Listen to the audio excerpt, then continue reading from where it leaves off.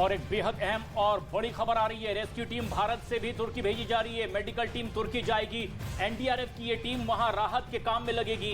PMO में एक बेहद अहम और बड़ी बैठक हुई है तुर्की में आए भूकंप के मुद्दे पर, और प्रधानमंत्री ने भी हर संभव मदद का भरोसा दिलाया है। देखिए, इससे पहले प्रधानमंत्री नरेंद्र मोदी की तरफ से भी ट्वीट करके ये बाकायदा कहा गया था कि हम तुर्की की मदद करेंगे। अमिताभ सिन्हा हमारे सहयोगी हमारे साथ फोनलाइन के जरिए जुड़ रहे हैं। अमिताभ, तो भारत की तरफ से लगातार जो मदद की बात कही जा रही थी, अब एक टीम भी भारत की तरफ से जाएगी। एक टीम नहीं, कई टीम है। मैं आपको बता दूं छोटे में कि आज प्रधानमंत्री जब इंडिया एनर्जी वीक बेंगलुरु गए थे, वहां भी उन्होंने मंच से कहा था कि तुर्की में जो नुकसान हुआ है उसमें भारत सरकार पूरी तरह से मदद करेगी। इसके बाद प्रधानमंत्री कार्यालय हरकत में आया। उस प्रिंसिपल सेक्रेटरी हैं प्रधानमंत्री के, डॉक्टर पीके मिश्रा, उन्होंने एक बहुत बड़ी बैठक ली थी अभी, जिसमें कैबिनेट सेक्रेटरी गृह मंत्रालय के कई सीनियर अधिकारी, एनडीएमए, एनडीआरएफ, डिफेंस मिनिस्ट्री के, विदेश मंत्रालय के और सिविल एविएशन यानी तमाम विभागों के अधिकारियों ने हिस्सा लिया है। और इसमें 2-3 बड़े फैसले लिए हैं। इसमें यह तय हुआ है कि एनडीआरएफ की सर्च और रेस्क्यू टीम और जो मेडिकल टीम है वो रिलीफ मटेरियल लेकर जल्दी से जल्दी तुरंत इसे तुर्की की सरकार के साथ कोऑर्डिनेट करके भेजा जाएगा। एनडीआरएफ की जो टीम है उसमें 100 से ज्यादा एनडीआरएफ के पर्सनल मौजूद रहेंगे, जिसमें ट्रेन डॉग स्क्वाड भी होंगे, और जो भी इक्विपमेंट वहां सर्च और रेस्क्यू में जरूरत होगी उसको भूकंप पीड़ित इलाकों में भेजा जाएगा, ताकि इसमें तुर्की सरकार की मदद की जाएगी। इस टीम के साथ साथ ट्रेन डॉक्टर्स भी हैं, पैरामेडिक्स भी हैं, और जो भी जरूरत की दवाइयां वहां पर होती हैं, इसमें भारत सरकार मदद करेगी और तुरंत ये सहायता अंकारा भेजी जा रही है। बिल्कुल अमिताभ, और खुद तुर्की के राष्ट्रपति ने ये गुहार लगाई थी कि तमाम देश उनकी मदद करे आगे आकर। और ऐसी जब कोई स्थिति बनती है तो हम हमेशा देखते हैं कि भारत अक्सर ऐसी परिस्थिति में संकट मोचक की भूमिका में आता है।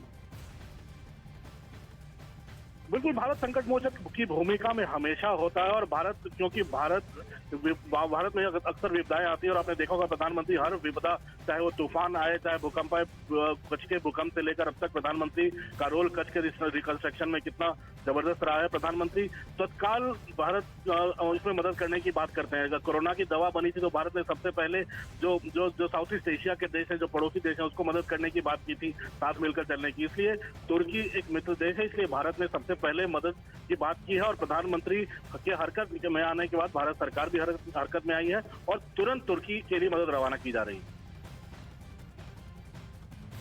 तो भारत की ओर से एक बड़ा फैसला किया गया है। तुर्की में मदद के लिए अब कई टीमें रवाना हो रही है।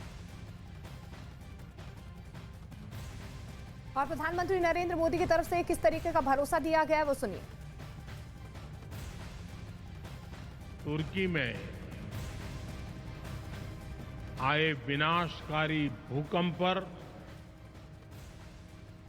हम सभी की दृष्टि लगी हुई है।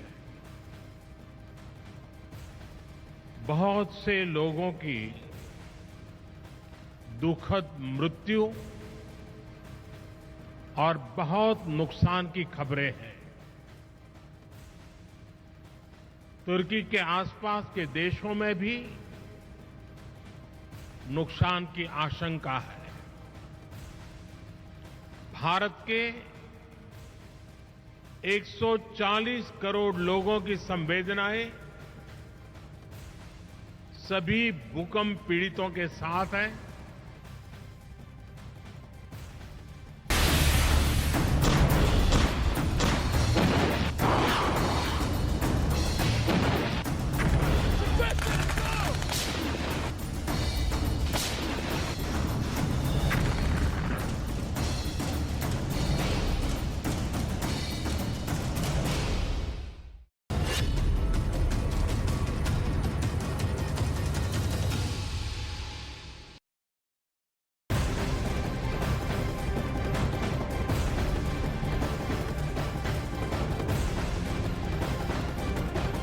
और रूस यूक्रेन महायुद्ध से जुड़ी एक और बड़ी खबर आपको बता दें। यूक्रेन में रविवार को भीषण जंग हुई है। दोनों सेनाओं ने एक दूसरे को ज्यादा से ज्यादा नुकसान पहुंचाने के लिए चुनिंदा टारगेट्स को निशाना बनाया।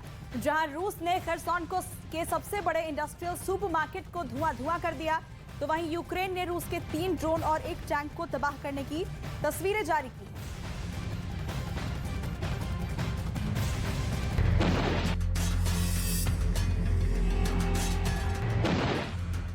रूस और यूक्रेन के बीच छिड़ी जंग में हर रोज लाखों करोड़ों का नुकसान हो रहा है। रविवार को रूस और यूक्रेन दोनों सेनाओं की ओर से तस्वीरें जारी की गई, जिसमें दोनों सेनाओं ने एक दूसरे से सैन्य वाहनों को नुकसान पहुंचाने का दावा किया।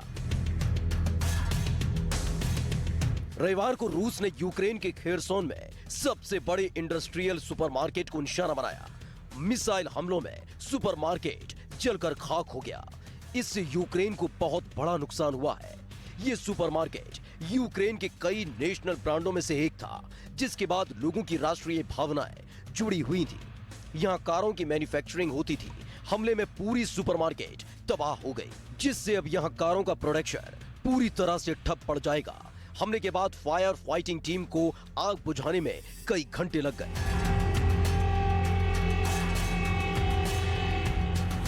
इधर यूक्रेन की फोर्स ने तस्वीरें जारी करते हुए दावा किया कि रविवार को उसने रूस के 3 जंगी ड्रोन मार गिराए।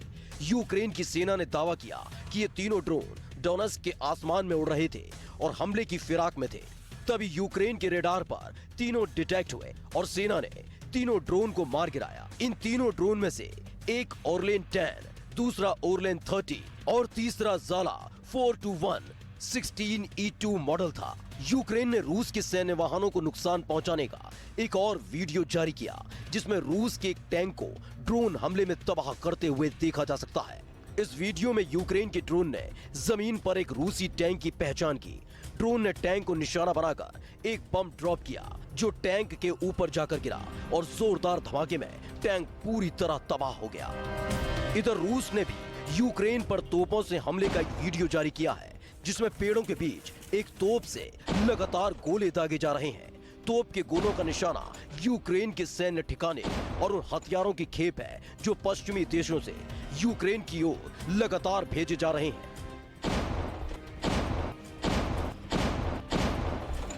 रूस ने दावा किया है कि हर हमला अपने टारगेट को हिट कर रहा है। हमले के बाद रूस के सैनिक पेड़ की टहनियों से तोप को छिपाने की कोशिश कर रहे हैं, ताकि यूक्रेन की सेना इन्हें आसमान से ट्रेस न कर पाए।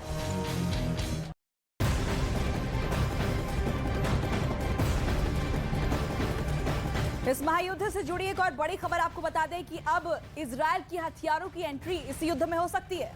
ज़ेलेंस्की की पुरानी डिमांड अब पूरी हो सकती है। यूक्रेन को मिल सकता है अब इजराइल का अचूक आयरन डोम एयर डिफेंस सिस्टम, जिसे दुनिया के सबसे बेहतरीन एयर डिफेंस सिस्टम में से एक माना गया है और शामिल किया जाता है। दरअसल इजरायल के प्रधानमंत्री बेंजामिन नेतन्याहू ने इशारा दिया है कि उनकी सरकार यूक्रेन को हथियारों की मदद पर विचार कर रही है। लेकिन इससे पहले अमेरिका ने भी इजराइल में रखे अमेरिका के हथियारों की सप्लाई करने के लिए कहा था, लेकिन तब इजराइल के विदेश मंत्री ने मना कर दिया। लेकिन अब ज़ेलेंस्की की फौलादी डिमांड पूरी होती नजर आ रही है।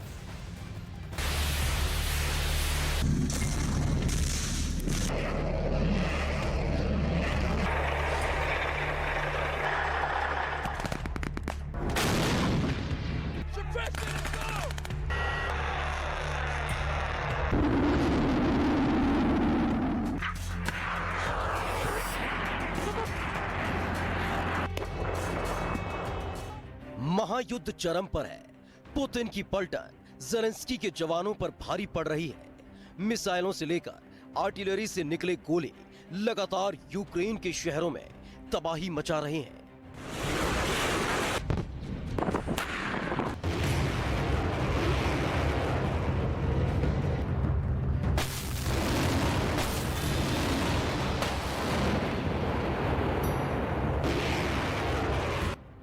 ज़ेलेंस्की की सेना के लिए लेपर्ड टैंकों की सप्लाई पहुंचनी शुरू हो चुकी है। चैलेंजर और लेपर्ड टैंकों पर यूक्रेन की सेना अभ्यास भी कर रही है। लेकिन कीव की सबसे बड़ी मुसीबत है रूस की मिसाइलें, जिसके लिए उन्हें चाहिए बेहतरीन मिसाइल डिफेंस सिस्टम।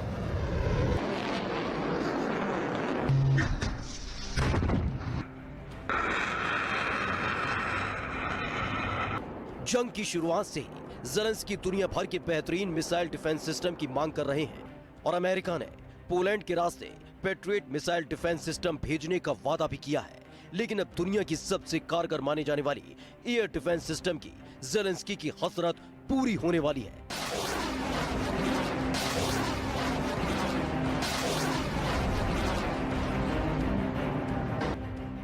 पिछले 11 महीनों से यूक्रेन के राष्ट्रपति व्लादिमीर ज़ेलेंस्की इजराइल से घातक हथियारों के लिए गुहार लगा रहे हैं और अब जाकर इजराइल ने इशारा दिया है कि वो यूक्रेन में हथियार सप्लाई करेगा।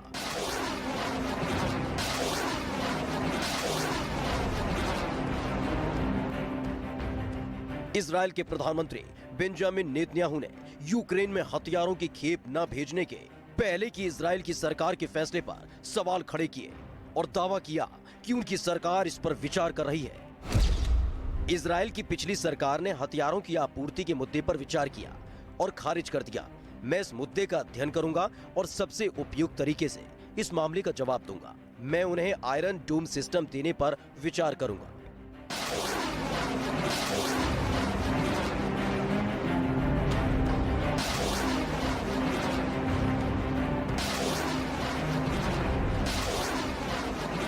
आयरन डोम के साथ अगर इजराइल ने यूक्रेन में हथियारों की सप्लाई शुरू कर दी तो यूक्रेन के लिए इजराइल के बाकी घातक हथियारों का रास्ता खुल जाएगा और साथ ही इजराइल में अमेरिका के हथियारों के गोदाम से भी हथियार यूक्रेन पहुंच सकते हैं, जिसमें शामिल होता है Hawk anti aircraft missile.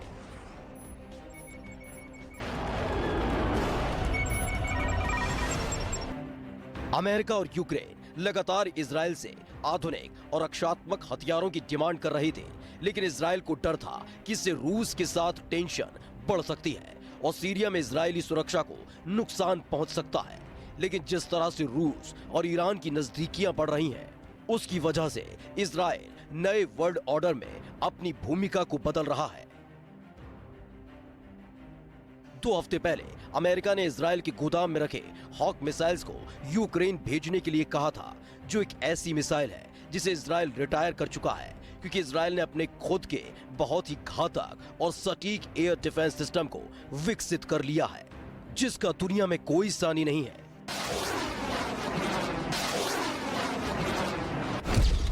Israel ने अमेरिका से खरीदा था हॉक सिस्टम, 1960 में एयर डिफेंस के लिए खरीदा था। मिस्र और सीरिया के हवाई हमलों का था डर।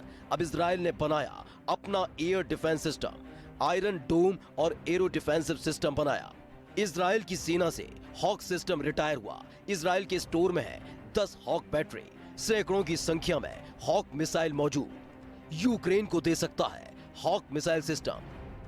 नेतन्याहू ने भले ही आयरन डोम के लिए इशारा दिया है, लेकिन उन्होंने ये भी शर्त रखी है कि अगर वो चुनाव जीते तो ही इस पर विचार कर सकते हैं। यानी तय नहीं है कि आयरन डोम या इजराइल के दूसरे हथियार यूक्रेन युद्ध में पहुंचेंगे ही।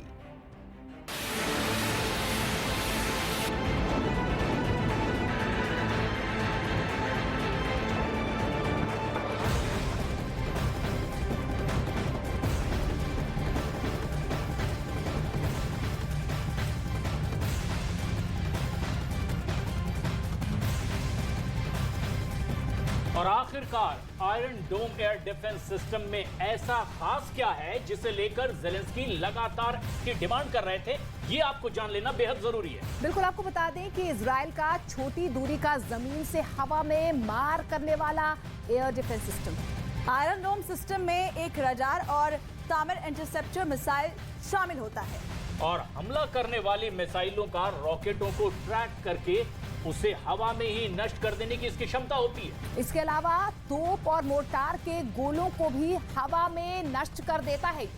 आयरन डोम की जद में खतरा पैदा करने वाले विमान, हेलीकॉप्टर और ड्रोन भी शामिल होते हैं। और इसके अलावा दिन हो या रात, हर मौसम में लगातार पूरी ताकत के साथ, पूरी क्षमता के साथ ये काम कर सकता है। इतना ही नहीं, इसे राफेल एडवांस डिफेंस सिस्टम और इजराइल एरोस्पेस इंडस्ट्रीज ने विकसित किया है। आपको ये भी बता दें कि साल 2011 में इजराइल में पहली बार इसकी तैनाती की गई थी। राफेल इसकी सफलता दर को 90% से भी ज्यादा और बढ़ा देता है। हालांकि विशेषज्ञ इसकी सफलता दर 80% से ज्यादा मानते हैं।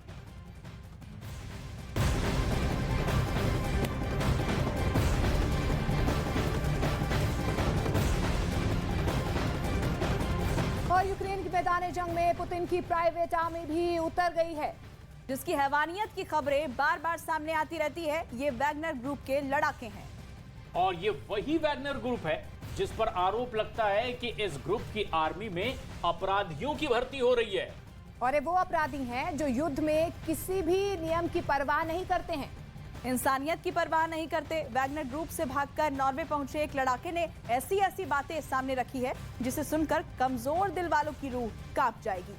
और इसकी बातें उस यूक्रेनी सैनिक के दावों पर भी मुहर लगाती है जिसने ये कहा था कि वैगनर ग्रुप के लड़ाके जब लड़ते हैं तो लगता है हॉलीवुड की ज़ॉम्बी मूवी चल रही हो।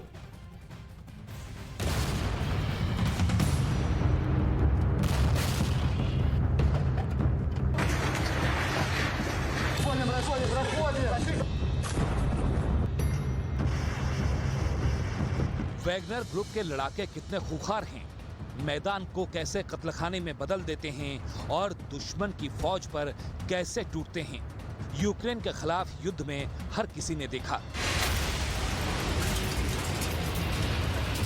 ये शख्स वैगनर के उसी गैंग का है, लेकिन अब अपने ही साथियों से बगावत तक जान बचाकर नॉर्वे में पनाह लिए हुए है।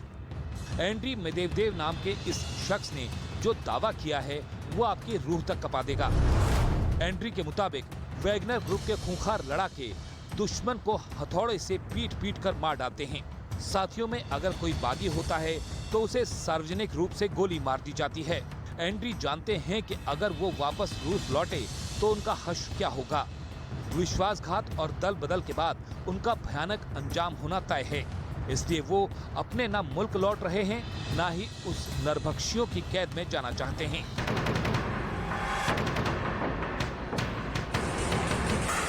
Здесь для того, чтобы рассказать миру, народу правду, что происходит в действительности, и добиться наказания виновных лиц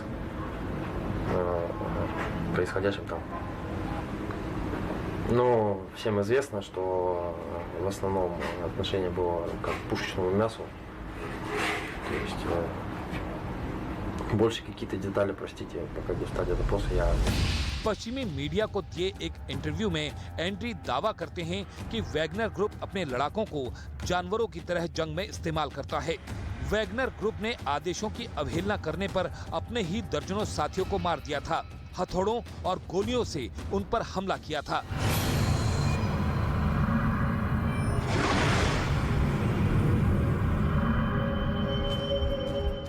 एंड्री मेदेवदेव रूसी मानवाधिकार कार्यकर्ताओं की मदद से नॉर्वे भागे थे। एंड्री का दावा है कि जब उन्होंने यूक्रेन के खिलाफ जंग लड़ने से मना किया तो वैगनर ग्रुप के दूसरे सदस्यों ने उनकी जमकर पिटाई की, दिन रात टॉर्चर किया और अंत में उन्हें जमीन के अंदर गाड़ दिया। यूक्रेन युद्ध में रूस के खूंखार रवैये के बाद उसने वैगनर ग्रुप छोड़ने का फैसला लिया था। एंड्री मेदेवदेव रूस की सेना में एक पूर्व सैनिक था। बाद में कुछ कारणों के चलते उन्हें जेल हुई। वैगनर ग्रुप में शामिल होने से पहले 2017 और 2018 में वो जेल में रहे। वैगनर ग्रुप यानी पुतिन की जानलेवा, खूंखार और भाड़े के सैनिकों वाली आर्मी, जो शहर के शहर बारूद से भर देते हैं और बर्बादी की तस्वीर से हर किसी को सहमा देते हैं। वैगनर ग्रुप का इतिहास क्रूर और खूंखार योद्धाओं वाला रहा है। वैगनर ग्रुप का सबसे बड़ा बेस या कहें कि ट्रेनिंग सेंटर पश्चिमी रूस के मॉकिन में है। मॉकिन में रूस का मिलिट्री बेस है और उसके काफी करीब वैगनर बेस है। पुतिन ने अपनी नई फौज में 35,000 से ज्यादा अपराधियों को शामिल किया है। रिपोर्ट के मुताबिक अगर ये 6 महीने तक लड़ते रहेंगे तो रूस इन सब की सजा माफ कर देगा, या कहें कि इनको आगे की सजा से आजादी मिल जाएगी। इससे पहले यूक्रेन के सैन्य अधिकारी ने दावा किया था कि वैगनर के लड़ाके नशे की ओवरडोज के बाद मैदान में उतरते हैं। नशा भी इतना कि मशीन गन और AK-47 की ताबड़तोड़ गोलियां भी उनके हौसले को नहीं तोड़ पाती। गोली लगने पर एक सैनिक गिरता तो दूसरा यूक्रेन के सैनिकों की तरफ हथियार लेकर आगे बढ़ता। मैदान में वैगनर ग्रुप के लड़ाके किसी ज़ॉम्बी से कम नहीं दिखते और एक एक लड़ाके में 10 सैनिकों की ताकत का वैगनर ग्रुप खुद दावा करता है।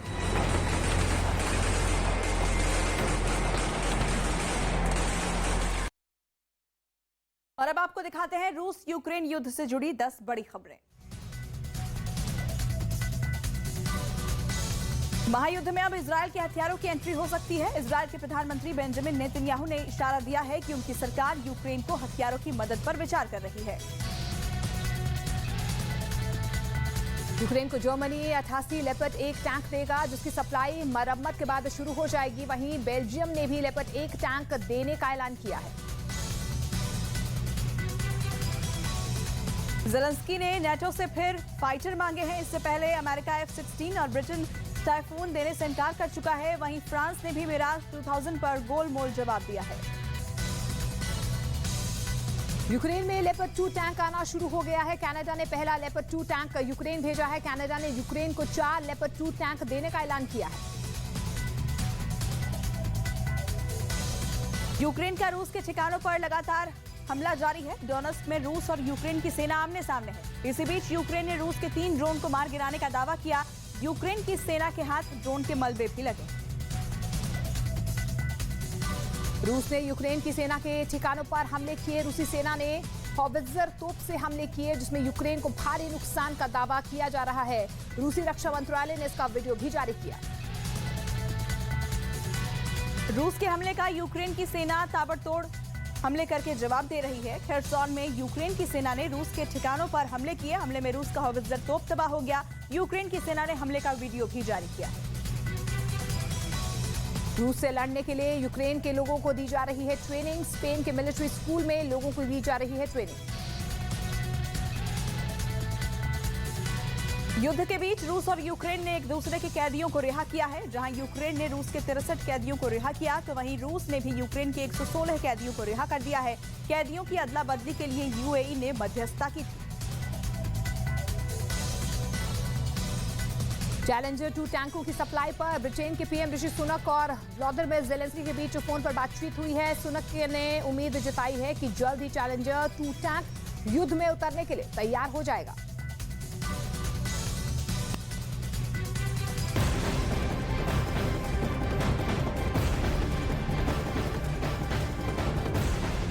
और महायुद्ध से जुड़ी एक और बड़ी खबर आपको बता दें। यूक्रेन की जंग में ज़ेलेंस्की लगातार नए और घातक हथियारों के लिए फरियाद कर रहे हैं। और इसी बीच में यूक्रेन की सेना की एक टुकड़ी ब्रिटेन में चैलेंजर 2 टैंकों पर हाथ साफ कर रही है, जिसको लेकर ब्रिटेन के पीएम ऋषि सुनक और व्लादिमीर ज़ेलेंस्की के बीच फोन पर बातचीत हुई।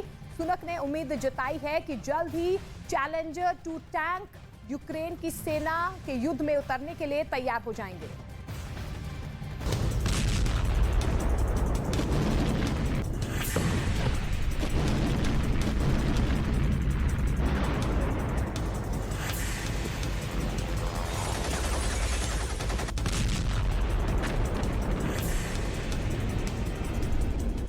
महायुद्ध में हर गुजरता दिन और ज्यादा खौफनाक और भी ज्यादा भयावह होता जा रहा है।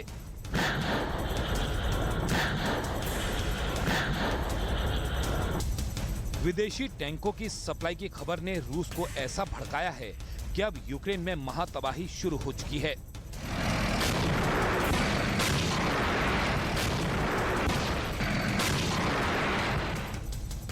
भले ही पुतिन कितना भी भड़के हुए हों, धमकियों पर धमकियां दे रहे हों, लेकिन इससे पश्चिमी मुल्कों को ज्यादा फर्क नहीं पड़ता और वो यूक्रेन की सेना को उन टैंकों पर ट्रेनिंग देना शुरू कर चुके हैं जिसे वो यूक्रेन में युद्ध के मैदान में उतारने जा रहे हैं।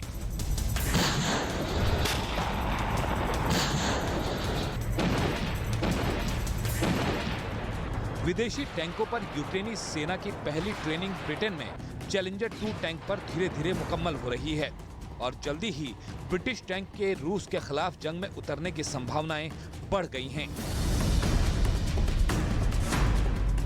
शनिवार को ब्रिटेन के प्रधानमंत्री ने यूक्रेन के राष्ट्रपति से फोन पर बात की।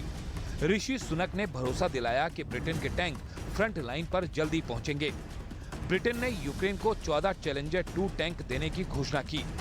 29 जनवरी को यूक्रेन की सेना ट्रेनिंग के लिए ब्रिटेन पहुंची। टैंक पर यूक्रेन की सेना लगातार ले रही है ट्रेनिंग।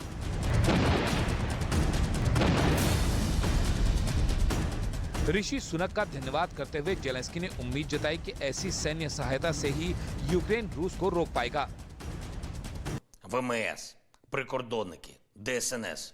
Ми незмінно працюємо для того, щоб повернути додому усіх наших людей, які утримуються в російській неволі. Я щасливий щоразу, коли це вдається. Говорив сьогодні з Ріші Сунаком, паном прем'єр-міністром Великої Британії. Дуже важлива розмова. Дуже вагомі речі ми з ним готуємо. Подякував пану прем'єр-міністру, усім британцям за допомогу нашій державі. Зараз Британії ब्रिटेन की मीडिया के मुताबिक ब्रिटेन के पास 227 चैलेंजर 2 टैंक ऐसे हैं जो तैनात होने की स्थिति में नहीं हैं, लेकिन ब्रिटेन को यूक्रेन में 14 ऐसे ही टैंकों की सप्लाई करनी है, जिसके साथ गोले बारूद और स्पेयर पार्ट्स भी देने हैं, ताकि जरूरत पड़ने पर युद्ध के मैदान में इन टैंकों को दुरुस्त किया जा सके। क्योंकि ब्रिटेन नहीं चाहता कि उसके टैंक अगर हमले का शिकार हों तो वे रूस के हाथ लगें और उसकी टैंकों की गुप्त तकनीक मॉस्को के हाथ लग जाए।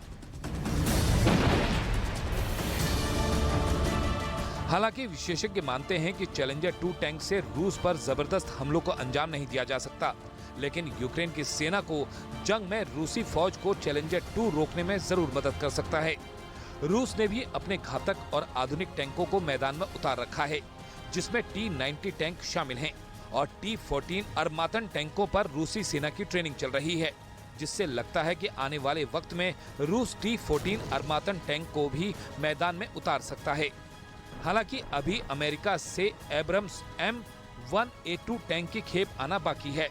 यूरोपीय मुल्कों से लेपर्ड 2 टैंक की बड़ी खेप आना भी बाकी है और इन टैंकों पर यूक्रेन के जवानों की ट्रेनिंग भी बाकी है। वैसे यूक्रेन को अमेरिका से टैंकों की खेप मिलने से पहले टैंक किलिंग मशीन कही जाने वाली बख्तरबंद गाड़ियों की खेप मिलने वाली है। अमेरिका से 50 Bradley tank killing armed vehicle के अगले हफ्ते तक यूक्रेन पहुंचने की संभावना है और इसके मैदान में उतरने से यूक्रेन कुछ समय के लिए रूसी सेना को आगे बढ़ने से रोक सकता है।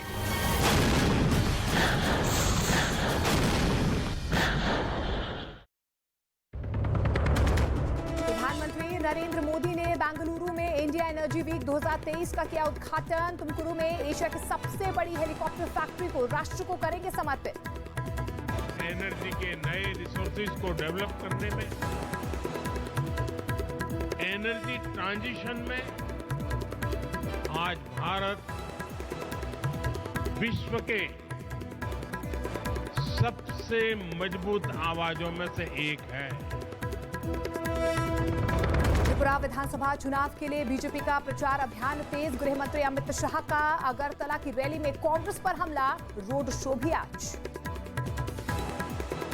आजादी से अब तक 50 साल हुए त्रिपुरा को। कांग्रेस और कम्युनिस्टों ने 50 साल तक शासन किया, तभी हमारे ट्राइबल भाइयों का इस त्रिपुरा का कल्याण हुआ है, क्या बताइए। विपक्ष के हंगामे की वजह से आज भी संसद में नहीं हो सका कोई काम। कल तक के लिए स्थगित हुई दोनों सदनों की कार्यवाही।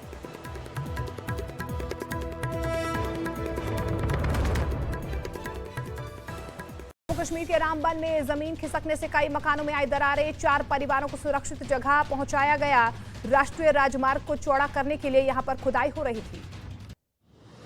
मध्य प्रदेश के सिडनी में क्रिकेट टूर्नामेंट के दौरान बवाल देखने को मिला। आखिरी गेंद पर हुआ विवाद, करीब 15 मिनट तक हुई मारपीट।